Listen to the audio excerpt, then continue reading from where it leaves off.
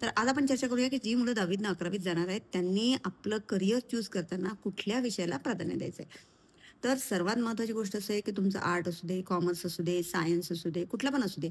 तुम्हाला मॅथ्स हा सब्जेक्ट निवडायचा आहे. हो. आणि त्याचा बाऊ पण तुम्हाला करायचा नाहीये. एक गोष्ट लक्षात घ्या, की तुम्ही आत्ता जर मॅथ्सला घाबरलात, तर येणाऱ्या काळामध्ये तुमच्यासाठी जे संधीचे दरवाजे आहेत, वेगवेगळ्या अपॉर्च्युनिटीज आहेत, त्या ओपन होणार नाही. कारण तुम्ही कुठलंही क्षेत्र घ्या, एआय घ्या, डाटा सायन्स घ्या, मशीन लर्निंग घ्या, अगदी सीए घ्या, सीएस घ्या, कुठलं पण घ्या. तुम्हाला मॅथ्स हे लागणारच आहे. किंबहुना आपण असं म्हणू, की आपल्या पुढच्या करिअरचा उत्तम पाया जर कुठल्या विषयामुळे तयार होत असेल, तर तो मॅथ्समुळे तयार होत आहे. आता मॅथ्समुळे तुम्ही कुठल्या क्षेत्रात जाऊ शकता याची एक यादी तुम्हाला इथे स्क्रीनवर दिसतेच आहे. पण आता सर्वात महत्त्वाची भूमिका असं आहे का फक्त की सायन्सवाल्यांनीच मॅथ्स चूज करायचं आहे का? नाही. जे विद्यार्थी आर्ट्स घेणार आहेत किंवा जे विद्यार्थी कॉमर्स घेणार आहेत आणि सायन्सवाले पण जे विद्यार्थी पी-सी-एम किंवा पी-सी-बी घेणार आहेत, त्यांनी एक्स्ट्रा मॅथ्स ठेवलं तरी चालते. मॅथ्स हे असा विषय आहे की ज्याच्यामुळे तुमचं येणाऱ्या काळामध्ये 12वी नंतर तुमचं करिअर साउंडेबली उत्तम रीतीनं तयार होणार आहे.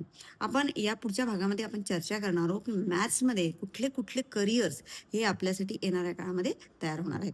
आता तुम्हाला जर मॅथ्स उत्तम करायचं असेल, तर आमच्या क्लासमध्ये आम्ही मॅथ्स उत्तम रीतीने शिकवतोच आणि त्याचा पुढच्या फ्युचरसाठी सुद्धा आम्ही त्याचं फाउंडेशन तयार करतो.